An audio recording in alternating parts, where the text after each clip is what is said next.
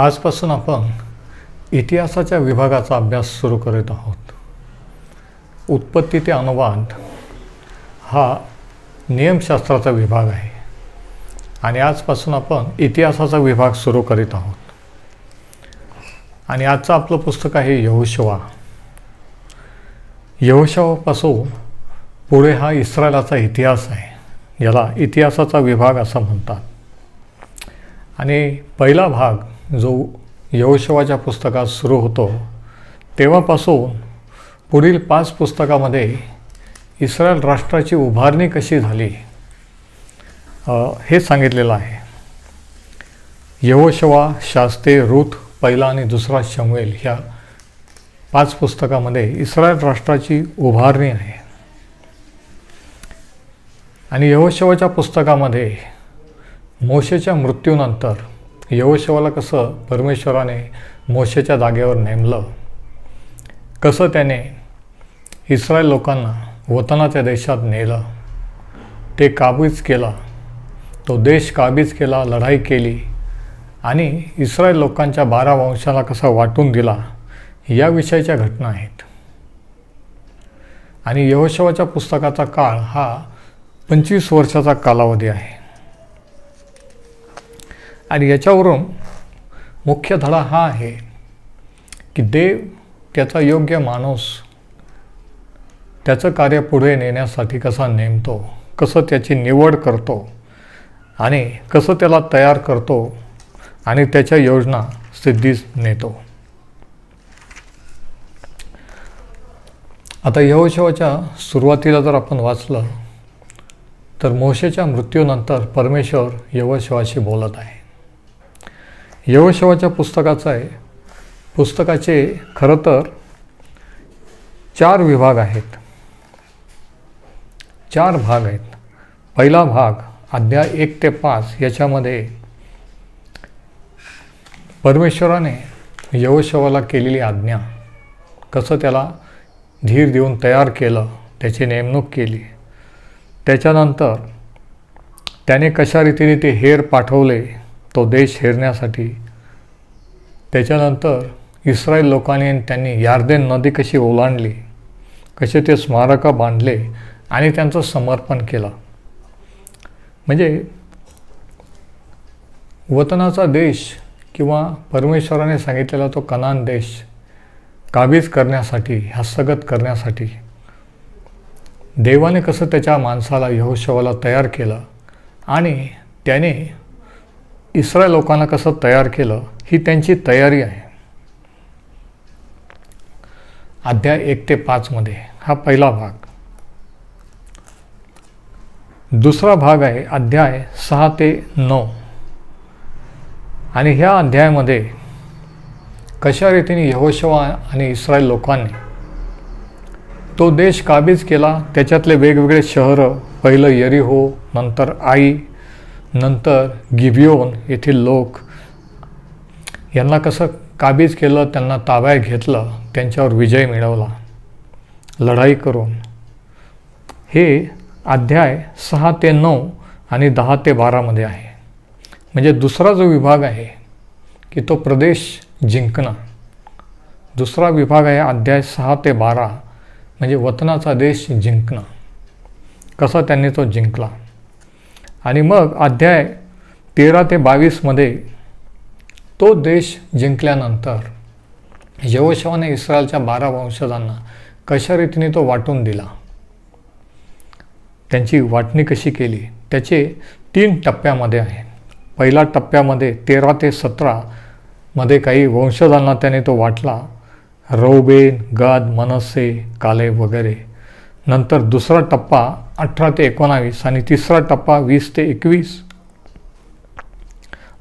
ते 22. आणि अशा टप्प्याटप्प्याने यहोशुवाने तो काबीज केलेला देश इस्रायल लोकांना, इस्रायलच्या 12 वंशजांना वाटून दिला. आणि चौथा जो भाग आहे यहोशुवाच्या पुस्तकाचा तो अध्याय 23 ते 24.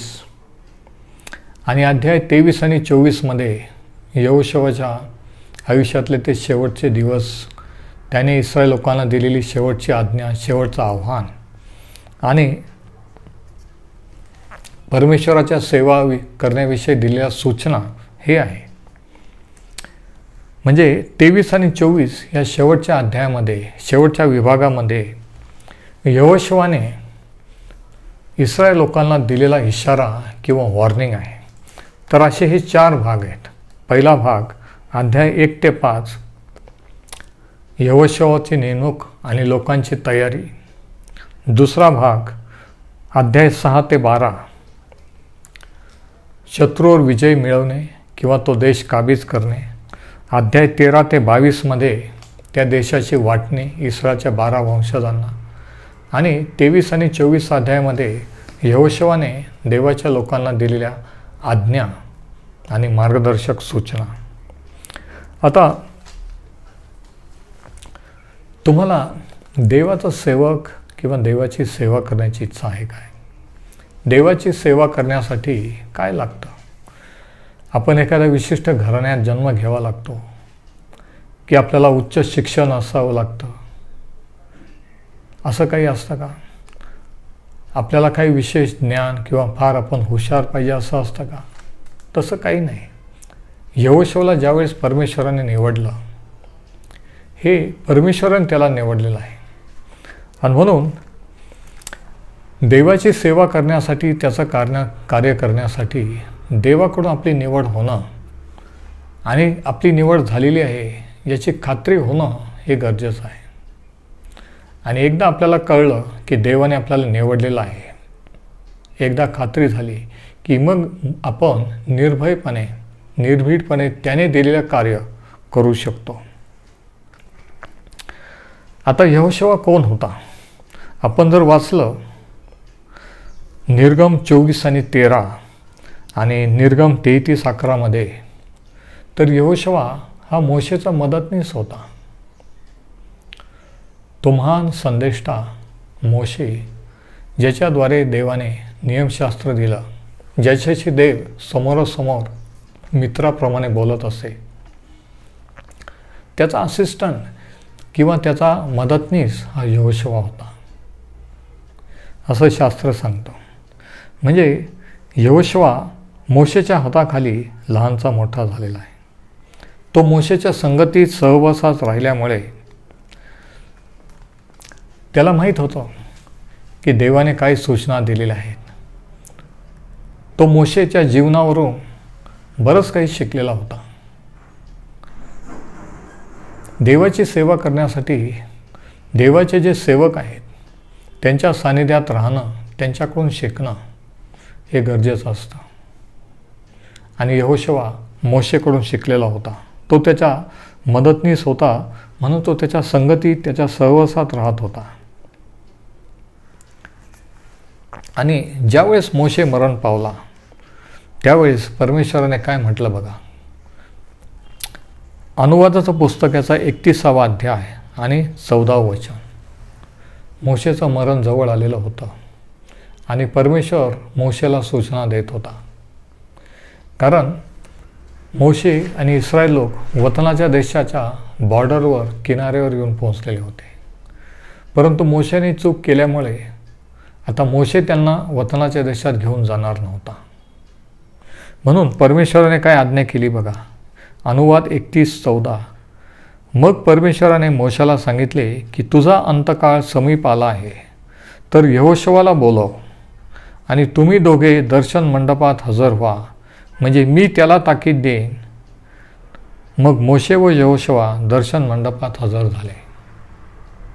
मोशेनंतर कोण असा प्रश्न होता. आणि परमेश्वर मोशेला सांगतो की यहोशुआला बोलव.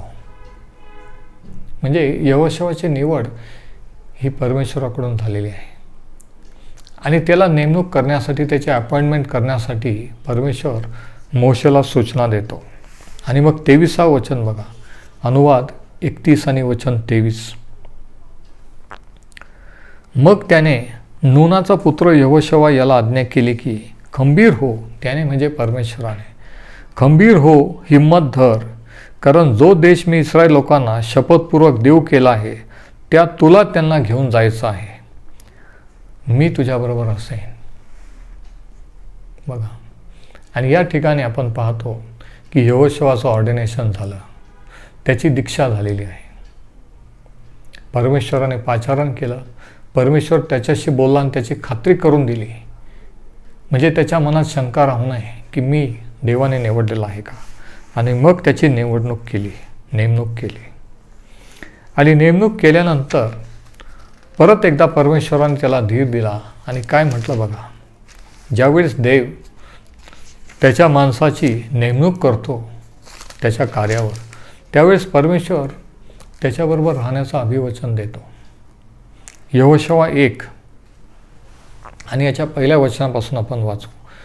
परमेश्वराचा सेवक मोशे याच्या मृत्यूनंतर परमेश्वराने मोशेचा मदतनीस नूनाचा पुत्र यहोशुवा याला सांगितले की, बघा यहोशुवा कोण होता? मोशेचा मदतनीस, असिस्टंट होता.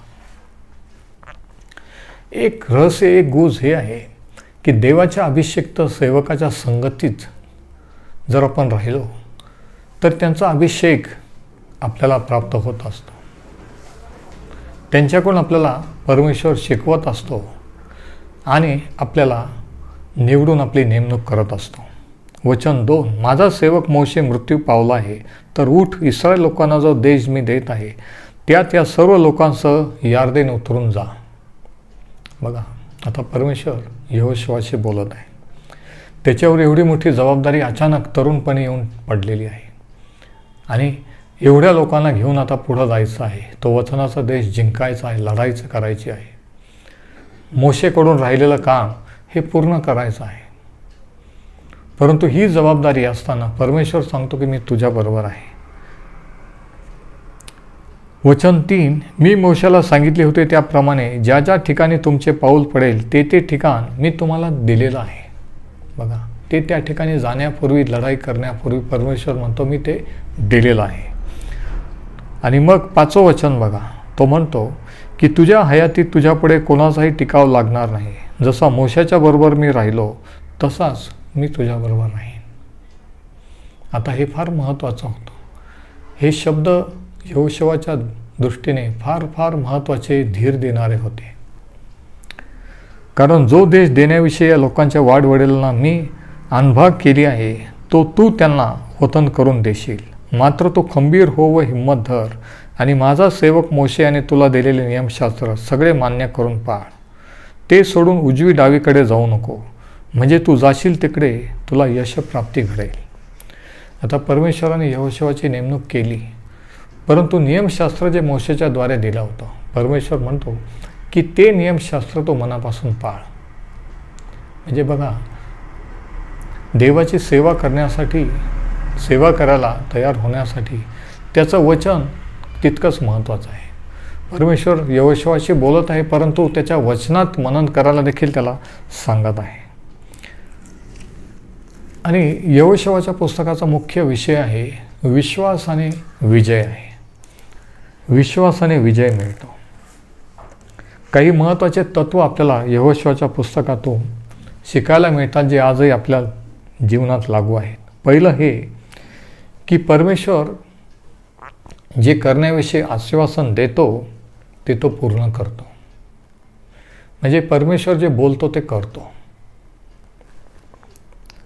आणि हे तत्त्व आपण ध्यानात ठेवलं पाहिजे की जर त्याने सांगितलेलं आहे की असं कर किंवा असं होणार, मग ते कार्य करण्यासाठी लागणारं सर्व काही तो पुरवतो. हे आपण विसरू नये. दुसरं तत्त्व, दुसरी गोष्ट ही की देवाने जरी आपल्याला निवडलेलं आहे आणि सर्व काही त्याचं कार्य करण्यासाठी पुरवलेलं आहे, याचा अर्थ आपण त्याच्या आज्ञा पाळायच्या नाही असं नाही. म्हणून दुसरं तत्त्व, दुसरा धडा हा की देवाने जरी निवडलेलं असलं तरी आज्ञापालन करणं आवश्यक आहे. देवाचे आज्ञापालन करणं हे आवश्यक आहे. आणि हे आपल्याला यहोशुवाच्या पुस्तकात शिकायला मिळतं की यहोशुवा परमेश्वरावर अवलंबून राहिला, त्याच्या वचनावर अवलंबून राहिला विश्वासाने, आणि त्याने आज्ञापालन केलं. आणि म्हणून जे कार्य त्याला दिलेलं होतं ते तो पूर्ण करू शकला. आज हेच जर तुम्ही देखील केलं तर तुम्ही देखील जे कार्य परमेश्वराने तुम्हाला दिलेलं आहे ते पूर्ण करू शकाल. आज आपण इथेच थांबू आणि उद्या आपण याच्यानंतरच्या पुस्तकाचा अभ्यास करूया. परमेश्वर हे वचन आशीर्वादित करो.